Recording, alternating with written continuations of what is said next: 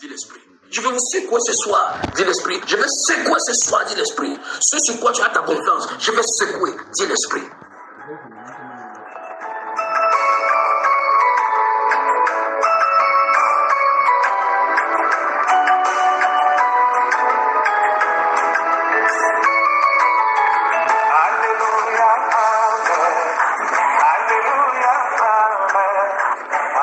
Quelqu'un dit qu'il a parti à Jésus, il est devenu insensible au péché, au point les gens pêchent à côté de lui, ça ne lui dit plus rien.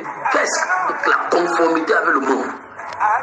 Vous êtes quelque part, les choses, on pêche à côté de toi, dans la télévision, tu t'assois, tu vois, le péché se déroule devant de toi, tu vois. Ça ne te dit absolument rien, l'âme n'est pas troublée, l'âme n'est pas fâchée. Après tu manges ta nourriture, tu bois la bouillie. Tu dis, oh, après quand tu attends des choses arriver, tu dis que Dieu nous aide, il nous aide. Réveillez-vous.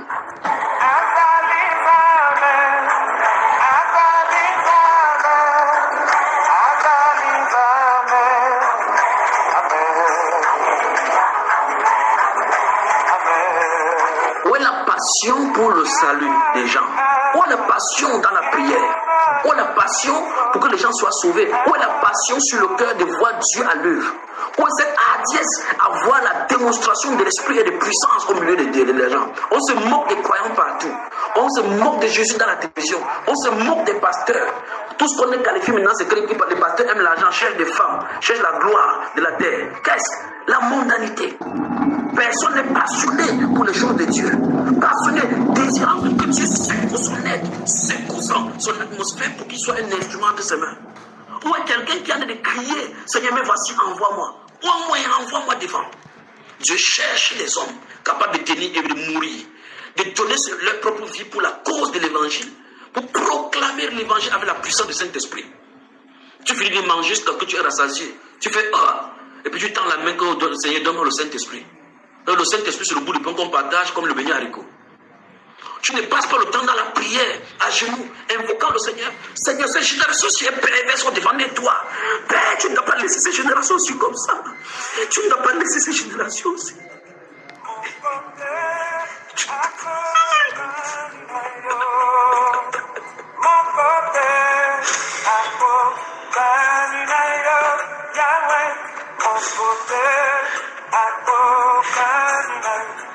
Faut crier au Père.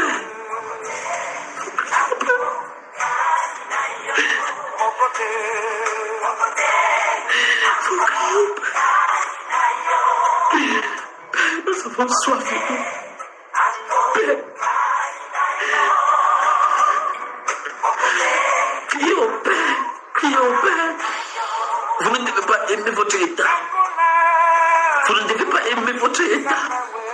Vous vivez dans la conformité. Chacun cherche le travail.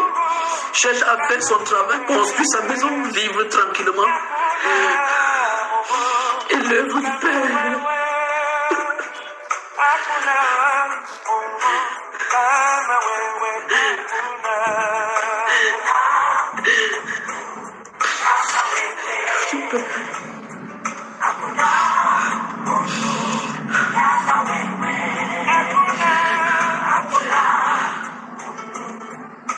Tout ce qui intéressait les gens, c'était la fête de la Pentecôte. On partait fêter. Moi, c'est décembre arrive.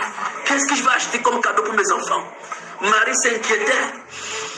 Joseph s'inquiétait, montait pour la fête pour aller faire la formalité à Jérusalem.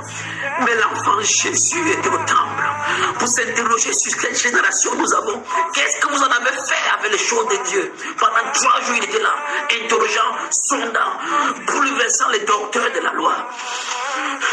Ses parents l'ont cherché pendant 3 jours où l'enfant s'inquiétait de sa vie alors qu'il s'inquiétait du monde des affaires du Père. Ils l'ont retrouvé dans le temple. Il a dit, pourquoi me cherchez-vous? Ne savez-vous pas que je dois m'occuper des affaires de mon Père? Ne savez-vous pas que je dois m'occuper des affaires du Père? Qu'est-ce que vous faites avec les affaires du Père? Jusqu'à quand on va rester dans cette lourdeur? Regardez votre âge. Vous pensez que l'avenir vous appartient? Vous pensez que la vigueur de la jeunesse vous sera pour toujours? Il est temps de se réveiller, de presser en prière, de presser dans la prière. Père, Père, nous voulons le réveil. Père, secoue ce monde. Père, déverse ton esprit. Père, ôte le voile. Père, détruis le voile. Il est temps. Il est temps. Il est temps que le Père secoue. Que le Père secoue. La Bible déclare, réveille-toi dans tous les morts. Réveille-toi de cette génération. Réveille-toi pour que Christ éclaire. Il est temps qu'on se réveille pour s'occuper des affaires du Père. Oh Père. Oh Père. Père, tu ne dois pas laisser l'enclos. Oui, tu vas fermer les brèches. Tu vas fermer les brèches et tu vas chasser les brigands dans ton enclos. Tu vas chasser les brigands au Père de gloire et amener les brebis dans les verts pâturages. C'est le moment. C'est le moment de pailler, de nettoyer l'air. De nettoyer l'air pour séparer l'ivraie du vrai. Père, nettoie ton air. Nettoie ton air. Nettoie ton air. Nettoie ton air. Qu'est-ce qu'on fait des affaires du Père?